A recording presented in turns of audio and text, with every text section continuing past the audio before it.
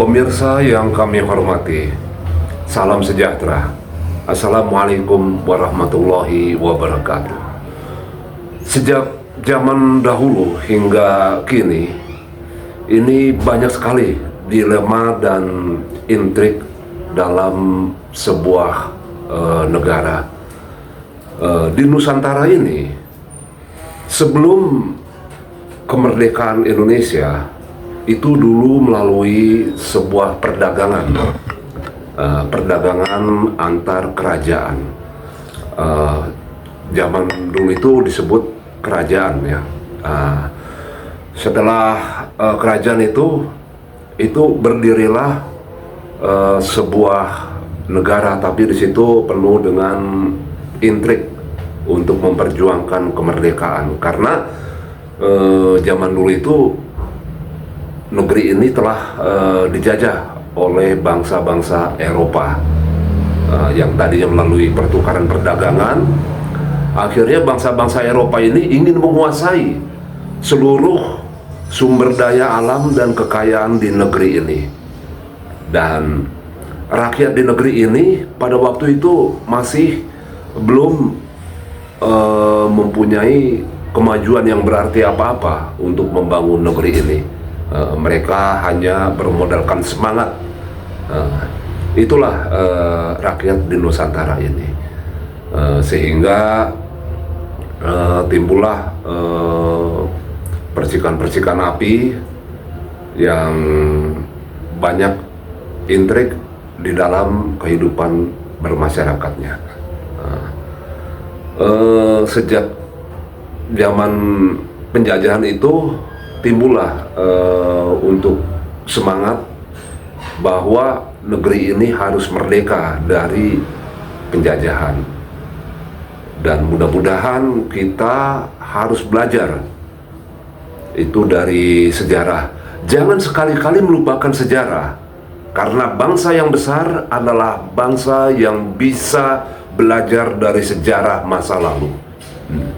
Kalau kita bisa belajar dari sejarah masa lalu, maka kita tidak terpengaruh, terprovokasi dengan adu domba seperti dalam bahasa Belanda, divide et impera. Jadi kita harus jangan terprovokasi oleh adu domba, kita harus bersatu. Itu sejak zaman kemerdekaan itu dulu ada yang namanya perjuangan untuk kemerdekaan di negeri ini, dan muncullah seorang ayam jantan dari timur, yaitu sang proklamator kita, Bapak Insinyur Soekarno. Beliau betul-betul ingin memerdekakan negeri ini dari kungkungan penjajah yang ada di negeri ini. Bayangkan, 350 tahun, 3,5 abad, bahwa negeri ini telah dijajah oleh bangsa-bangsa Eropa, terutama kolonialisme, yaitu Belanda. Belanda ini sering untuk menguasai negeri ini, mereka melalui sistem adu domba, yaitu melalui tokoh-tokoh agama, tokoh-tokoh masyarakat yang mereka pengaruhi, bahkan bekerja untuk mereka. Banyak pejuang-pejuang kemerdekaan kita itu bisa disebut mereka mati syahid karena untuk memerdekakan negeri ini dari kungkungan bangsa-bangsa Eropa yang menjajah di negeri ini. Itu mulai dari kepemimpinan Presiden Soekarno, itu penuh dengan dilema perebutan kekuasaan, individualisme maupun kelompok-kelompok tertentu yang ingin menguasai negeri ini demi kepentingan bangsa-bangsa asing.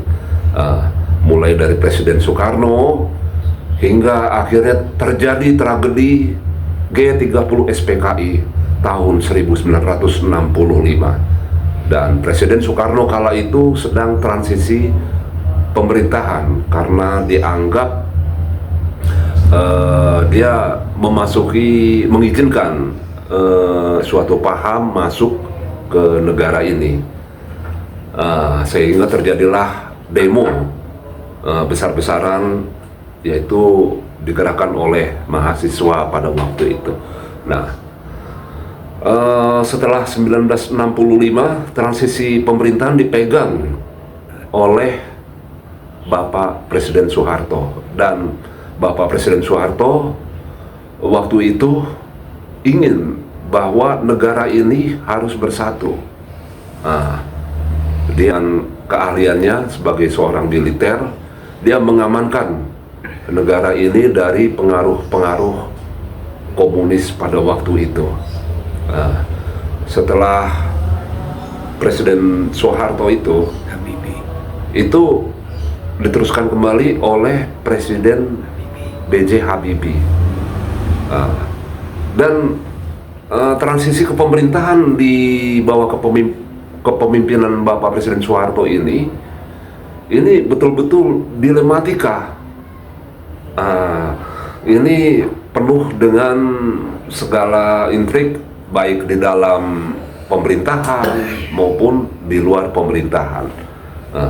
Karena di situ tiba-tiba saja di situ terjadi dampak krisis moneter yang begitu menghambat untuk aktivitas kegiatan di dalam masyarakat. Padahal suatu negara yang kuat apabila rakyat itu makmur dan sejahtera.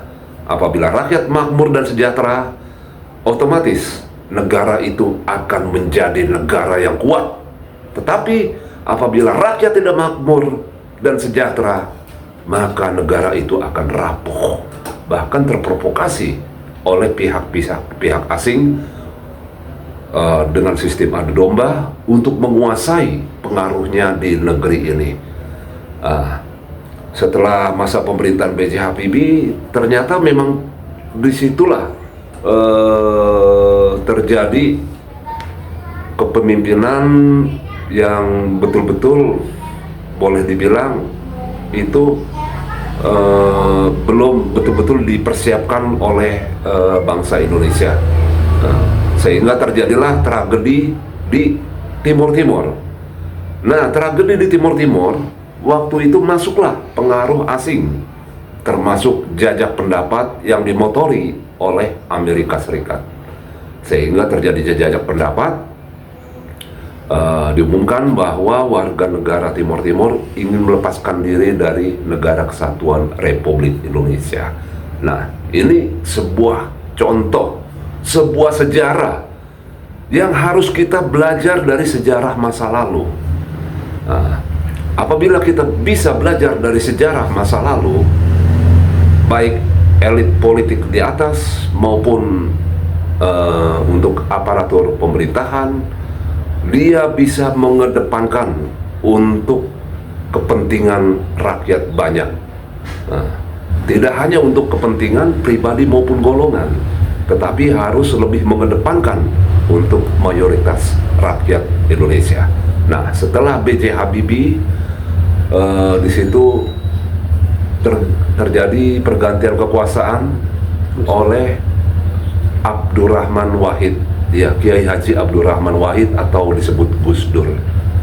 Nah, di bawah kepemimpinan Gus Dur waktu itu, untuk mayoritas di negeri ini agak sedikit mulai terkontrol, itu soal keyakinan agama. Gus Dur ini mempunyai sebuah pandangan, mempunyai pijakan untuk era kepemimpinan beliau, bahwa waktu itu agama itu, semua keyakinan agama harus bersatu. Nah, kebijakan-kebijakan Gus Dur itu hingga akhirnya terjadilah pergantian kekuasaan dari Presiden Gus Dur ke Megawati. Presiden Gus Dur ini belum menjabat selama 5 tahun, ya. Belum 5 tahun berkuasa, terjadilah pergantian kekuasaan ke Ibu Megawati Soekarno Putri. dan di bawah kepemerintahan Ibu Megawati Soekarno Putri. Pada waktu itu ada beberapa yang tidak dimengerti oleh masyarakat biasa, sehingga muncullah pada waktu itu untuk satelit ya, waktu itu Indosat. Nah, Indosat ini bukan hanya mereka saja yang mengerti, tapi sudah bukan rahasia.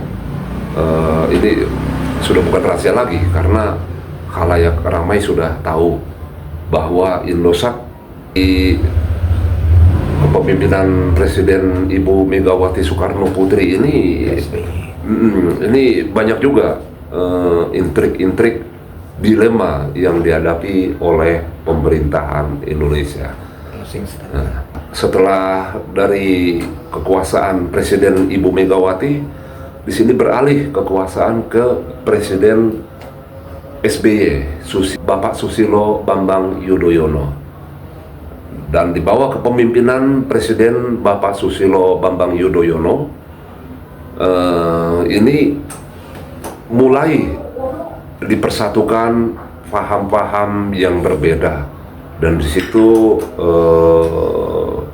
pada waktu Pak SBY menjabat itu semuanya dikasih wejangan, dikasih nasihat bahwa kita harus lebih cinta terhadap tanah air, kita harus lebih cinta terhadap budaya dan bangsa Indonesia. Dan di bawah kepemimpinan Pak SBY ini mulai bersatulah elit-elit politik di tingkat atas yang antipati terhadap pemerintahan pada waktu itu mulai terkikis, karena SBY lebih mengedepankan dalam membangun bangsa Indonesia ini, dia lebih mengutamakan persatuan bangsa. Setelah kekuasaan kepemimpinan Pak SBY beralihlah ke dalam masa pemerintahan transisi ke Presiden Joko Widodo. Dan di sini di bawah kepemimpinan Presiden Joko Widodo, ini beliau bukan berasal dari militer ya, dia hanya rakyat biasa, mayoritas masyarakat kebanyakan, tapi di situ dia membangun negeri ini. Itu yang lebih diutamakan adalah infrastruktur. Dan memang untuk tempo 1 tahun, 2 tahun, 3 tahun, 4 tahun, 5 tahun, ini mayoritas masyarakat Indonesia ini memang tahan uji ya, tahan uji karena sudah pengalaman dijajah oleh bangsa kolonial Belanda selama 3,5 abad, 350 tahun. Itulah rakyat Indonesia, karena tahan uji, tahan banting, walaupun ekonomi harganya meroket, ada beberapa yang tidak terjangkau, kembang kempisnya kehidupan masyarakat untuk kebutuhan primernya, mereka tetap tahan uji. Itulah rakyat Indonesia, masyarakat Indonesia yang betul-betul mempunyai jiwa semangat untuk perjuangan di negeri ini. Dan perjuangan di negeri ini janganlah dikotori oleh elit-elit politik. Dengan elit-elit politik, elit-elit golongan yang mereka mementingkan kekuasaan, bahkan mereka mementingkan kelompok untuk sebuah jabatan. Maka di sini kita harus bersatu untuk membangun negeri ini. Karena apabila tidak ada persatuan di negeri ini tidak akan maju. Maka Indonesia sebetulnya harus menjadi negara maju, negara kuat. Dan itulah moto untuk perjuangan dari rakyat Indonesia sejak zaman dulu, sejak zaman kemerdekaan. Sebagai penutup, saya ucapkan selamat sore. Assalamualaikum warahmatullahi wabarakatuh. wabarakatuh.